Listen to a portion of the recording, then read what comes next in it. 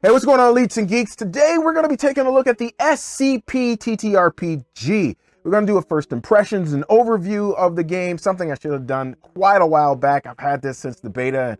I still didn't make it. I feel so bad that it's taken me this long, but hey, here we are now. So we're going to take a look at what the game is about in general. Then we're going to take a look at that core mechanic, a special mechanic that the game has, and we're also going to be taking a look at a couple little extras in there. So this is the video that you want to watch if you want a brief overview and you want to see whether or not this game is worth checking out. So let's do this like Brutus, like you always knew this, y'all, and roll that transition.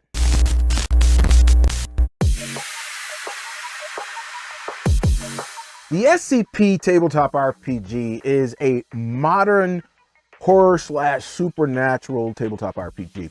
So think like a cross between like Warehouse 13 or the Librarians with the mood of the X-Files. So that's kind of what it is. And in this game, you play as a PC that's part of the SCP. Now, SCP stands for Secure, Contain, Protect. And this is a wide, huge organization. Actually, it's the largest organization of its kind, and it's called the SCP Foundation. And what they are tasked with is protecting people from the reality of these different anomalies in reality. Extra dimensional beings and or monsters or aliens and all the rest of this stuff. So what they do is what their acronym says: secure, contain, and protect for the larger populace, and that way they can study these things. So they're pragmatists. So you are starting off there if you want, and I say if you want because I'm going to talk about that a little later on in the video. So that's what the game is about. If you like mystery, if you like investigation, if you like tension, this is going to be the game for you. Now, if you decide that you want to start off playing in the SCP Foundation, then you have no choice. You must be human. There is no ifs, ands, or buts about that. You will start off as a human, but there are different classes that you can start off as a human. So here are the different classes that they have within the book. So you have the Anomaly Expert here. You have D class, the Heavy. So those are the ones that's going in hot. Strong, the strong people. The tanks, I guess you could say. You have the Medic. You got the Modern Ninja. A little bit of finesse. DPS right there. You've got the Scientist. You've got the Scout. You got the Soldier, you got the Spy. So those are the different classes that you can be in the SCP Foundation, and you have to be human. Now there is a way over that, but I'll talk about that in a second. But we're going to assume you're starting off in the SCP Foundation, and if that's the case, you're going to have to start off as a human. The SCP TTRPG is based on a dice pool core mechanic. And it is going to require you to have multiple sets of dice, at least four sets of dice. So if you don't have that many sets of dice and you want to go and grab some, I'll have a link down in the description, not only for this game, if this is something that you dig after you see all of this, but also for other things that you're going to need for this game. Because again, you're going to need multiple sets of dice for this. All right, so we're going to look at a cross section of the character that I made in 2023. I feel so bad that it's taking me this long to get to this. I am so sorry. But anyway, it is what it is, and I guess it's better late than never. But let's go ahead and let's take a look at this character sheet cross section here. So at the top here, you see the different attributes that she has. Her name's Gwen Ludlow. There's her name over here. And you can see that each attribute here has 4 different types of dice in each attribute in rows and columns. So the row at the top is the highest die, which is a 12-sider.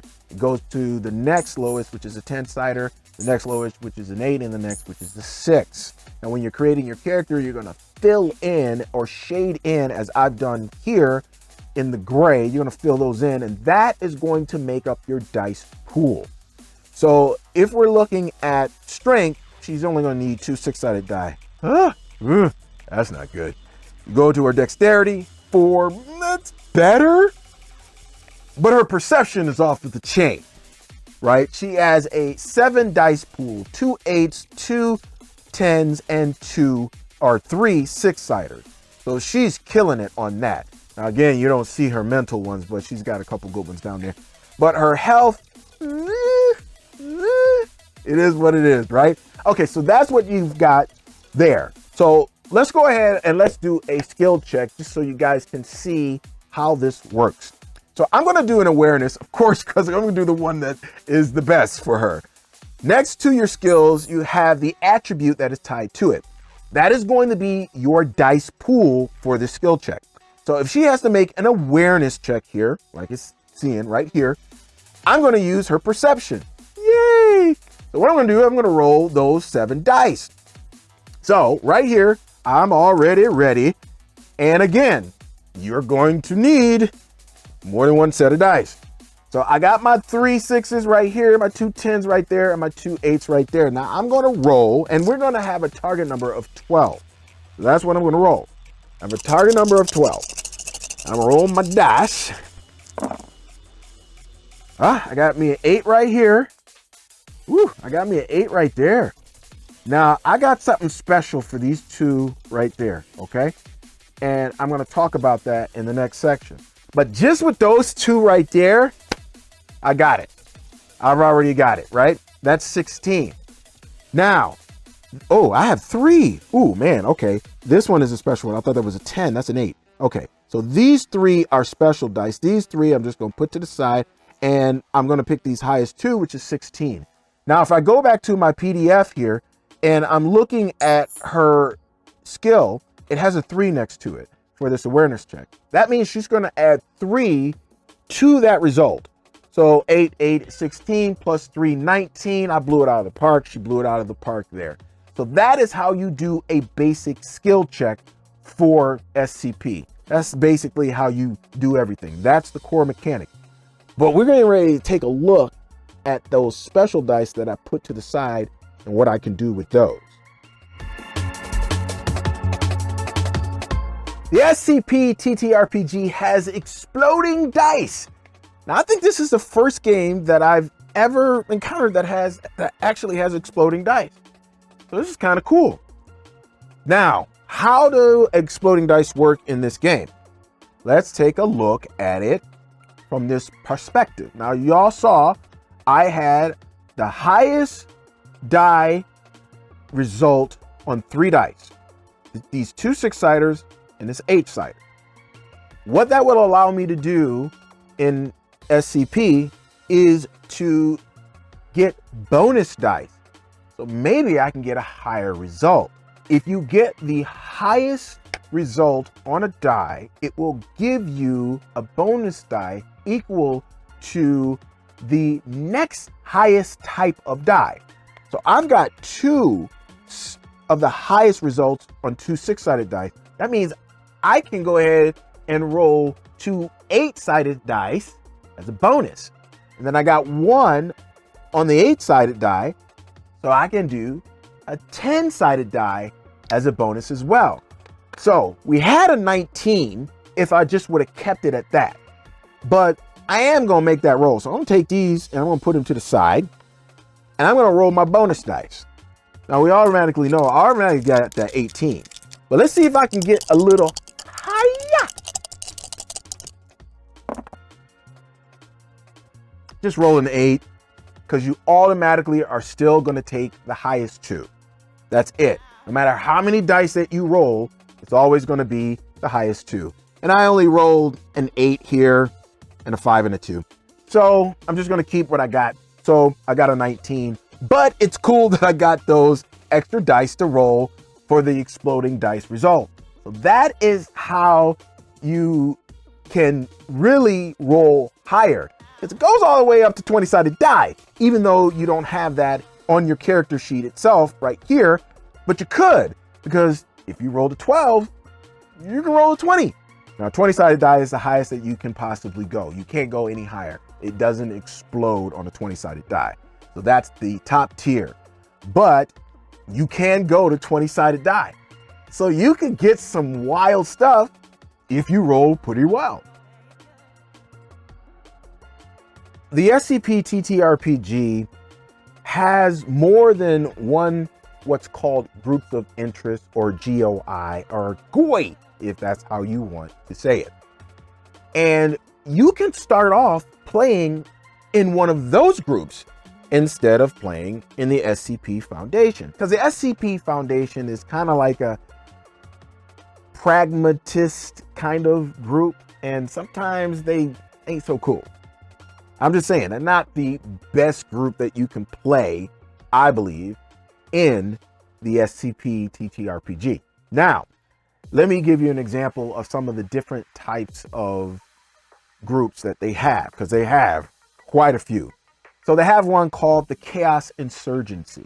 Now, the Chaos Insurgency is the opposite of the SCP Foundation. The SCP Foundation wants to secure, contain, and protect these anomalies that are in the world. You know, people should know about these things.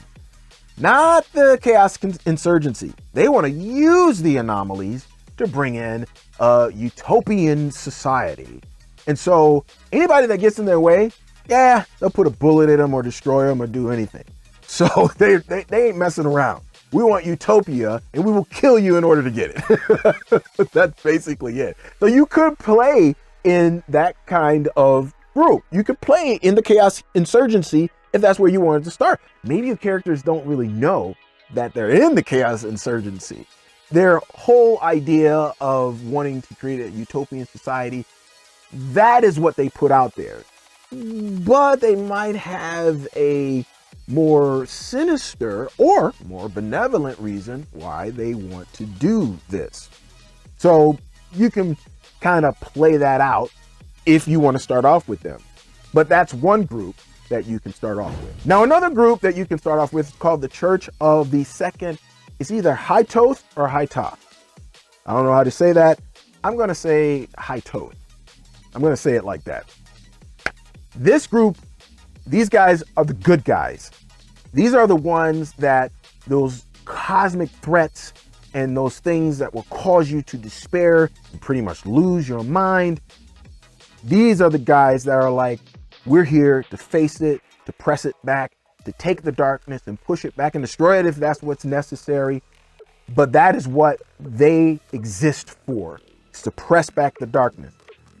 So with these guys, yeah, there may be some anomalous beings that are a part of this organization in order to do just that.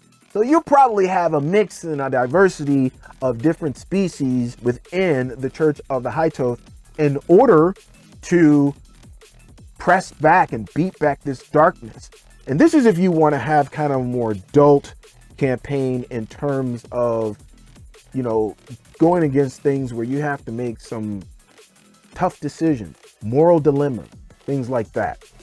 This is probably going to be the one for you, and you can start off in this group of interest. And let me give you a third one here. It's called the Global Occult Coalition. Now, with the Church of the Second High Toth, yeah, you can go ahead and you'll be beating back the darkness. But there are some anomalous things that are really not that big of a deal. They don't do anything. They're pretty innocuous, and you can leave them alone. But that's not what the Global Occult Coalition believes. Yeah, it'd probably be better off if we just kill them all off. Don't really care if they have innocuous abilities or anything like that. It's probably just a good idea just to wipe them all out. Okay, so you can see how all three of these organizations are going to go against the SCP's main claim to fame: secure, contain, protect. Now, there are other types of organizations here. I mean, you have the Serpent's Hand, the Church of the Broken God, Gamers Against Weed, the Horizon Initiative, the Sarkic Cult, you can run a civilian campaign where you're not part of any group. You guys are just together, and you guys are together for whatever reason. You know, you can make up the reason. There's the wandsman and things like that. So yeah, you can become part, you can be part of another group. So you don't have to start off as being part of the SCP Foundation. And that kind of gives you wiggle room to maybe create the character that you want to create, that you didn't want to be human. Now, one of the cool things about the SCP TTRPG is its lore. Now, yes, there's some lore that's in the core book, but that's just a sliver of the lore. The main lore is at the SCP Wiki, because that is actually where the game came from. The SCP Wiki is the SCP Universe. And so literally, the game was created by certain people, but the universe was created by people from all over the world contributing to the SCP Universe. That is what is unique about this game, because the supplements and things like that, that normal other games have, I mean, if you wanted to add an anomaly that's not in the core book, you could. You just go to the SCP Wiki and go through the files and pick one that's not in the core book that you wanted to have in your campaign, and there you go. All of that information is already online automatically for free. Or if you want to make something up and then add it to the SCP Universe, you could. It has a massive amount of information for the SCP Universe online. And so all you really need, folks, is this bad boy right here. And that's it. You need this core book, and this is beta, but the second edition has already come out. Looks just like this. So anyway, that's all you need. And then you need this in order to understand advancement and or, you know, how to do skills, how to roll, how to make characters to fit within the SCP Universe. But as far as the universe itself, well, they're just taking that straight from the wiki, and there you go. And that is very cool. The SCP TTRPG, the modern day horror supernatural tabletop RPG. Yep, here you have it, folks.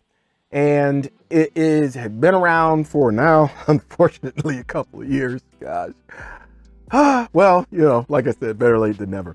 So if you liked anything in this video, this first impressions overview, then go ahead and do a brother a solid. If you could, please give me a little bit of YouTube algorithm love and hit that, crush that, smash that like button. Also, if you want to stick around, I'll come out with videos every Tuesday, and I might come out with another video. It just depends during the week. I mean, it depends on what I have to do and all the rest of that. And if you don't want to miss any of the stuff that I come out with here on this channel or anywhere else, then go ahead and hit that subscribe button and that notification bell. Let's get to the question of the vid right now. So I've given you a kind of first impressions overview, and would I play this game? I would play this game. I have the game. I'm probably going to play this game. I might do a little bit of example gameplay for you guys. Maybe, you know, we'll see. But you tell me, what would get you interested to play the SCP tabletop RPG? Like, is this enough? Are you going to look for it and you ready to go play? Or would you need to know more information? Or is this just not your bag? I don't do that modern horror table. I don't do that stuff. Well, let me know down in the comments below.